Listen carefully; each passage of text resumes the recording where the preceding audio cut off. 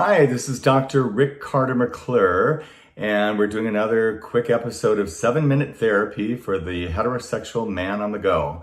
This channel is for men, about men, and to men. So today we're going to talk about how to be less defensive in your life, especially in your relationships, okay? So a lot of men that I've worked with have said that they have a problem immediately going into a defensive mode when they're arguing with their girlfriend or their wife. So what that usually stems from, of course, is, when we're kids and our parents ask us if we've done something, we immediately go to, no, I didn't do it. Why? Or he did it or she did it. And that's so we don't get in trouble. I mean, it's a childhood defense mechanism, and it's a self-preservation type of thing, because obviously we don't want to get grounded. We don't want to get scolded. We don't want to disappoint our parents. However, this defensive technique in adulthood backfires, which I don't need to tell you that because you know it does.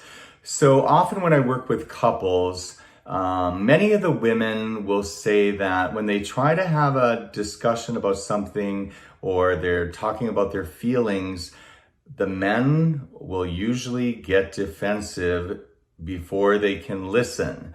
And a lot of you guys have said the same thing, that you have a problem with remaining calm and not immediately going into defensive mode. And once you do go into defensive mode, it is hard to snap out of it. Okay, so if you can imagine yourself as a kid, and when you go into kid mode, you can kind of feel it. It feels like you're going to get in trouble. You turn your wife or your boss into your parent unconsciously, and pretty soon you're feeling like a kid who's going to get in trouble. So you start acting defensive and you start thinking of ways to deflect the blame off of yourself, which just gets you digging the hole deeper, okay? So you don't have to go into that kid mode. And the best way to remember that is, honestly, when we're adults, you can feel it. Like, you feel calmer, you're in your adult self. You know that no one's gonna ground you. And even if you did something wrong, as an adult, I can acknowledge it. I can be accountable for it. Children aren't safe a lot of the time. So of course they develop that defense mechanism.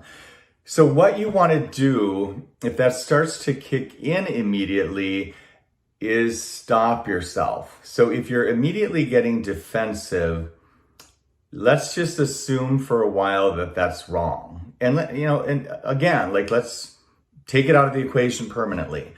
Because when you're getting defensive, you are already shutting down any opportunity to listen to the other person, to take an input about what they might be feeling or thinking about a situation.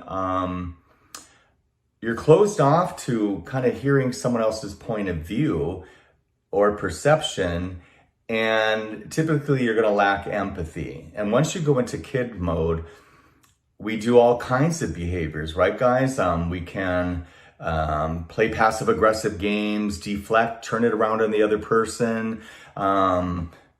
They're talking about something and we say, well, what about that over there? And you did that last week. So what you want to do is just listen. Remember, you're an adult, and let's say your wife is talking to you and she's talking about something that has been bothering her. And let's say you get in the habit of the first thing that comes out of your mouth is a question. Even if it's just for more clarity, or, when did that happen? How often do I do that? I didn't realize it. Whatever the response is, be open to first just evaluating it. I mean, is that possible? And if my wife has been saying that multiple times, I'm guessing that that is pretty true for her. So if it's very true for her, then I'm imagining that it's going to be something that you want to look at, okay? Because typically in relationships, people don't lie. Like, if they're saying the same thing over and over, there's something that's bothering them. So believe each other, okay? Unless, of course, there's like a narcissist or a sociopath in the relationship who intentionally plays head games. Most people really do want to be able to communicate and solve problems. So have that generosity of spirit when confronted with something that you may have to evaluate. So if you just stop there and you breathe and you remind yourself right away, okay, don't go into kid mode and kid mode meeting feeling like a 7-year-old or a teenager, like one of those two things. Breathe and remind yourself, okay, I'm an adult. Let's see what she has to tell me.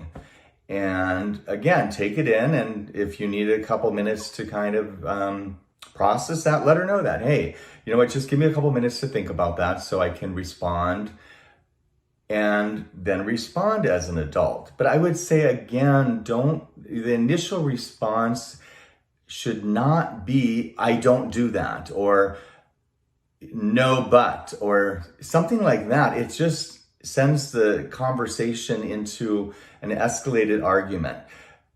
So I think if you're bonding in more of an empathetic teamwork type of way, you're going to be more open and responsive to discussing something. And then if you disagree with it or don't understand it, at least coming from an adult perspective makes a lot more sense. And you won't typically get into some sort of argument where it's escalating and pretty soon you're screaming at each other.